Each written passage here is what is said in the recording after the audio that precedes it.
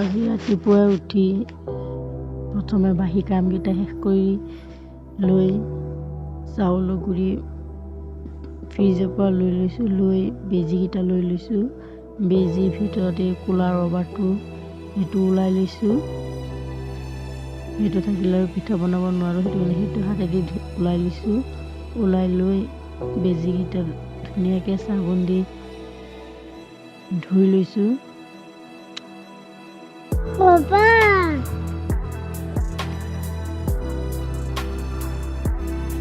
বাবুক তাৰ দাদাই এটা গাড়ী বনাই দিছে, সেই গাড়ীটো লৈ বাবু ধুনীয়াকৈ ৰাস্তাত দি দৌৰি আছে, খেলি আছে। আৰু মোৰ বেজি ধোৱা শেষ।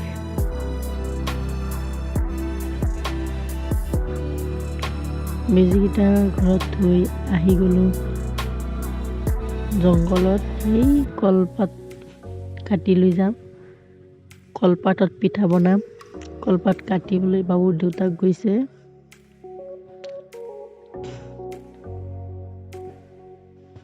কলপাত কাটি আনি ধুনীয়াকৈ বেলাইটা দি সৰু সৰুকৈ কাটি লৈছোঁ। কাটি লৈ কাপোৰ এটা লৈ লৈছোঁ।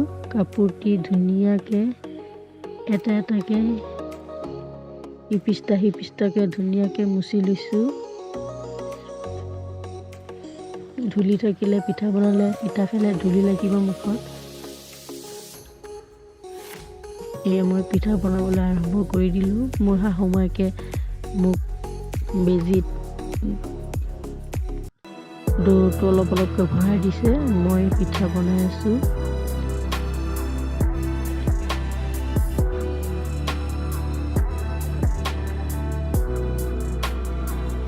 পিঠা বনাই বইল কৰিবলৈ দিলোঁ। বইল হৈ গ'ল, এইটো নমাই চালনত ধুনীয়াকৈ এটা এটাকৈ নমাই ৰ'দত দি দিম। গৰমৰ কাৰণে হাতে দি চুব নোৱাৰি, গৰম যে। ঠাণ্ডা হৈ গ'লে নিজে পৰি যায় কলপাতৰ পৰা।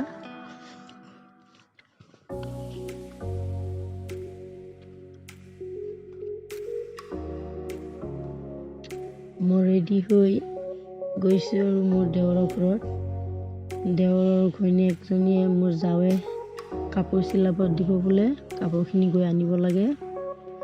মই কাপোৰখিনি আনি থৈ ইফতাৰৰ কাৰণে ৰেডি কৰি লৈছোঁ। 3টা বাজে আৰু এতিয়া আহি পিনে প্ৰথমে মই গৰৈ মাছকেইটা লৈ লৈছোঁ কাটিবলৈ।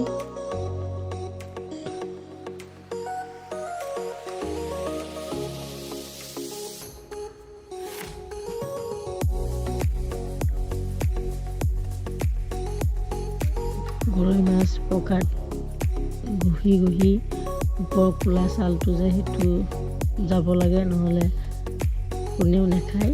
সেইটো কাৰণে পকাত ঘঁহি ধুনীয়াকৈ চাফ কৰি লৈছোঁ।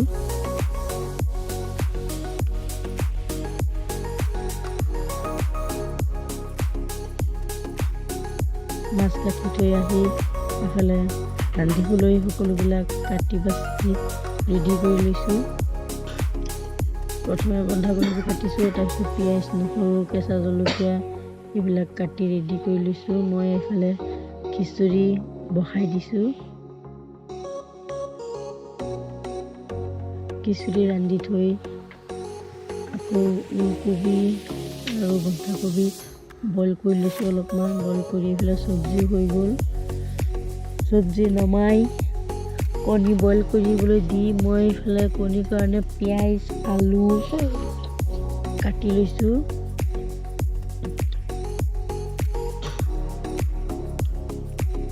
আৰু লগতে ইফতাৰৰ কাৰণে অমিতা,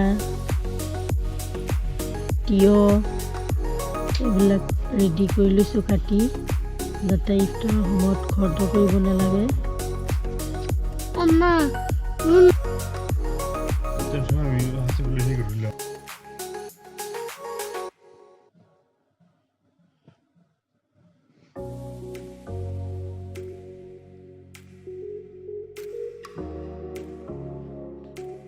এইখিনি কাটি থাকোঁতে মোৰ কণী বইল হৈ গ'ল। কণী এতিয়া ধুনীয়াকৈ হাতেদি চিলাই লৈছোঁ। গোটেইকেইটা কণী চিলাই লৈ আকৌ ঠাণ্ডা পানী দি ধুই লৈছোঁ।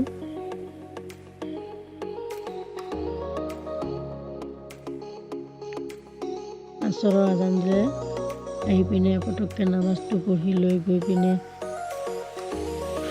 মই বুট ভাজি লৈছোঁ। বুট যে বইল কৰিব দিছিলোঁ, বুটখিনি এতিয়া তেলত দি অলপমান ভাজি লৈছোঁ। বুট বহাই দিয়া এইফালে মই লাও কাটি লৈছোঁ সন্ধিয়া সময়ৰ কাৰণে। এইবিলাক কাটি থৈ ইফতাৰৰ কাৰণে, ইফতাৰৰ সময় হৈ গ'ল, ইফতাৰ ৰেডি কৰি ল'লোঁ।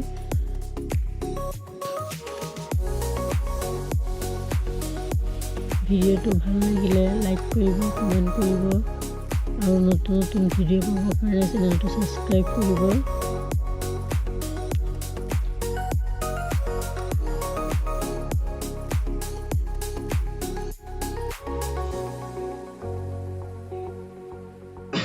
আমি সকলোৱে একেলগে বহি ইফতাৰ খালোঁ। সেইকাৰণে সকলো কাৰণে ইফতাৰ ৰেডি কৰি ধুনীয়াকৈ সকলো ইফতাৰ ৰেডি কৰি লৈছোঁ।